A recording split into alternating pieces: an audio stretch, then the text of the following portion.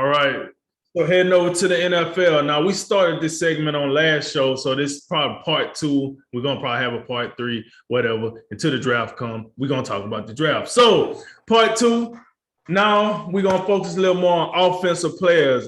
Jay and I we're gonna go through a couple of teams, give a little highlights on where we think where some teams are in need of offensive players and what offensive players is probably gonna go there. And just in our opinion, keep in mind this is a mock draft. So with that said, Jay, where you want to take it? Oh man, you know what? I gotta take the easy way out on this, at least from the start. We're going straight to Cheesehead Town because you know what they need. They need receivers. So guys, Gutekunst, LaFleur, I really hope you're looking at these guys. You better not come out here and draft another quarterback because we don't need it. So I would look at, they picking 22, 28. So you're looking at that, and based on what I'm seeing in some of these draft boards, you got Garrett Wilson, you got Jameson Williams. They might be out on those guys, but I think a guy like perhaps Drake London, Chris Olave, maybe they fall down just a bit. But I think, look, I really think with those first 2 picks, you got to take one receiver, and I wouldn't be mad. I really wouldn't mad at them if they take 2. I really wouldn't. So if you get 2 receivers right there, I think you make it happen. Maybe it's a Traylon Burks from Arkansas, a Jahan Dotson from Penn State, but 2 receivers. And then look, if you want to get 2 receivers and you can't get the second one you really want, you come back around the later round and you think about a guy and perhaps John Mechie, or you think about a guy like that, because you need receivers. And I know they made a little signing today or a couple of days ago, whatever, and that's really cool, but that ain't gonna be enough. And when you're paying Aaron Rodgers all the money you're paying him, and you ship Devontae Adams off for one of these picks, the 22nd pick, you have to reload because they just didn't have a lot behind Devontae Adams anyway. So I think, look, I don't want to beat that drum too loud, but at the same time, I do got to beat it loud because the past 2 years, they've been ignoring it, and I don't think they can afford to ignore it this year. The thing about this draft, and especially the early part of it, I think definitely the first 4 teams, I don't think none of them are taking a quarterback this early. I don't think. I don't know, based on what I'm seeing, I think Carolina could be the first team that's kind of in on one of these guys because, the Sam Darnold thing last year just wasn't it. And Cam Newton, obviously, he came back, but that wasn't it either. It's going to be interesting to who pulls the trigger on the quarterback first, because Kenny Pickett and Malik Willis have late first round, early second round grades. So if anybody, even if no matter who, if somebody pulls the trigger in the first round of quarterback, it doesn't look like you're getting the value you want. I would say maybe if you're talking about best player available, maybe Pittsburgh would make kind of the most sense to me as a team to take a quarterback first, because it's the 20th pick. It's still in the first round, but it's not like top 5, top 10, because to me, none of these guys that I'm seeing, and maybe they turn out to prove me wrong, but I'm not seeing none of these guys, and they don't have the draft grades to be picked that early to a team like Carolina or Atlanta or Seattle even. So the quarterback thing does bear watching, and I think any of those teams, if they do pick one of them, it's a reach.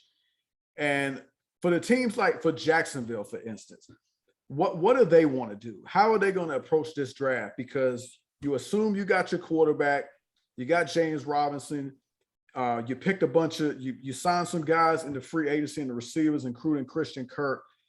But are you satisfied at the skill positions? And we know also that offensive line, you gotta take protecting Trevor Lawrence more seriously. We know that we franchise tag Cam Robinson, but is that all you want to do? Do you still because Evan Neal's been a name I've heard a lot with Jacksonville. Do you go Evan Neal? Do you take it? And even if it's not Evan Neal, do you take another one of these high graded offensive tackles? So, but then we know about Jacksonville. They also need a defense. So they need help on defense. They need, that's why they're the team picking first. They didn't pick first the past 2 seasons. So do you think okay, we've addressed the offense enough. We think it'll be all right. Do we go Aiden Hutchinson? Do we do that? So I'm not sure. I would probably play it safe, play a little bit safe and stay offense just to make sure you're doing enough to build around Trevor Lawrence. Because remember, if you think Trevor Lawrence is the guy, that's an investment you're thinking about for the next 10, 15 years. If you think he is that guy. So you got to prioritize taking care of him first, and you can worry about the defense, in later rounds. So that'd be my strategy, but I'm just not sure how they're approaching it. The other thing for me is some of these teams with 2 picks, like Houston and the Jets. What do they do? Are they more on offense? Are they more on defense? I think for the New York Jets, I think they got to prioritize and helping the same way that Jacksonville. I think they should prioritize helping Trevor Lawrence and building up that offense. I think the Jets should perhaps be thinking about the same thing. I think the Jets should be in on one of the top receivers in Garrett Wilson and Jameson Williams, perhaps. So that's where I would go for them, especially with their first pick. Maybe if you want to build that offensive line, maybe you take one of these high flying tackles and pair them with Mekhi Becton and then come back at pick 10 and pick another receiver. And then, speaking of Carolina, Atlanta, I just don't know. I feel like they're in no man's land because, again, when you're talking about this draft and quarterbacks, the value just isn't there for these guys, for Ritter, Willis, and Pickett. But then again, it's Sam Darnold and Marcus Mariota right now. So I don't know what you do. It's almost like you trapped. What you got ain't much of nothing at this point. That's just what we have. Right. And then, but what you're getting, do you really believe in it? Do you really believe in Pickett and Willis at the 6th and 8th pick? I really don't right now. So those are some upfront thoughts for me on, the offensive side for some of these teams. What about you, Drink? Well, let's go down to a team that just lost what we think is arguably their best offensive player, and the Kansas City Chiefs. Kansas City Chiefs with the 29 and 30 pick in this draft. Now, one thing we do know is, as you said, this draft is going to be very heavy on wide receivers. We was looking through the grades earlier, courtesy of the Athletic.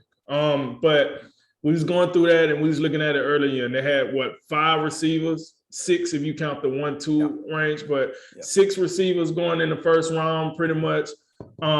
So you think about that. That's some high praise for the receivers, right? Now, Kansas City just traded their best receiver over to the Miami Dolphins. You would think at some point they would look to replace him.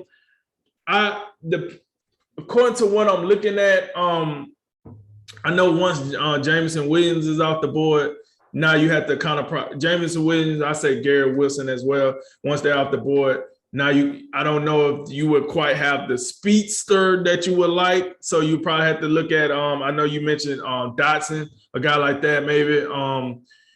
But I don't know. I guess it just depends on what they're trying to do. So I'm looking at Kansas City, and I'm very interested in seeing, do they go and try to replace Tyreek Hill, or do they kind of just use what they have and kind of go, wide receiver by committee? I'm curious to see how that will work. Then to your point about, I want to hit on Jacksonville, right? Listen, the thing is, you got Trevor Lawrence. I guess it's up to what's his name, Dougie P down there. What he want to do? Dougie, what we trying to do? We trying to win the Super Bowl or get the next pick and the next number 1 pick overall next year? What we trying to do? Because we just seen Dougie P do it both. We just see them win the Super Bowl, then we just see them make a obvious blatant tanking play that get them fired. So what we trying to do? That's all I'm saying. What we trying to do? Sorry, I just had to take a quick jab at him. But with that said, also, another thing I was thinking about, since we're talking about offensive players, is, look, when we went over the running backs, it was only one running back with a first round grade, and that was Kenneth Walker out of Michigan State. So I'm curious to know, as I'm thinking, I'm trying to think, I'm like, what team is looking for a running back per se, who can use a running back? I know he would most likely be somewhere between about 25 and 32 if he goes in the first round. I would have said the Buffalo Bills, but Singletary kind of came alive and in the playoffs. So I don't know. Maybe they stick with Singletary, but why not Buffalo? He comes from Michigan State, cold weather. Go to Buffalo, play in cold weather, and he seems to be a bell cow. But then when I look at the other teams, Titans no, Bucks no, Packers no, Kansas City no. They just spent the first round. Joe Mixon looked good for the Bengals, and with the Lions, maybe the Lions think they got some with DeAndre Swift. So I don't know. I don't know if he comes off the board to somebody.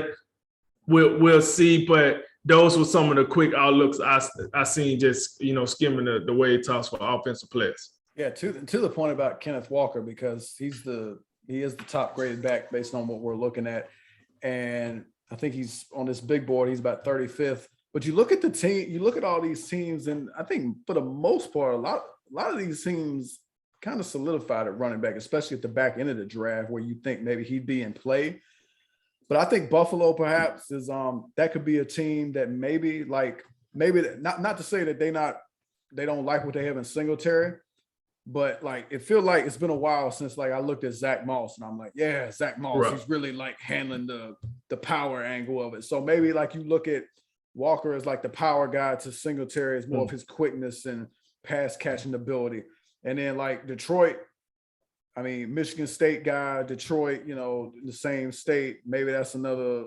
I mean, I know that DeAndre Swift been doing a really nice job for him, but we do know in most cases in the NFL, you need two running backs. Two. So, but I think look, he was outstanding at Michigan State for Mel Tucker.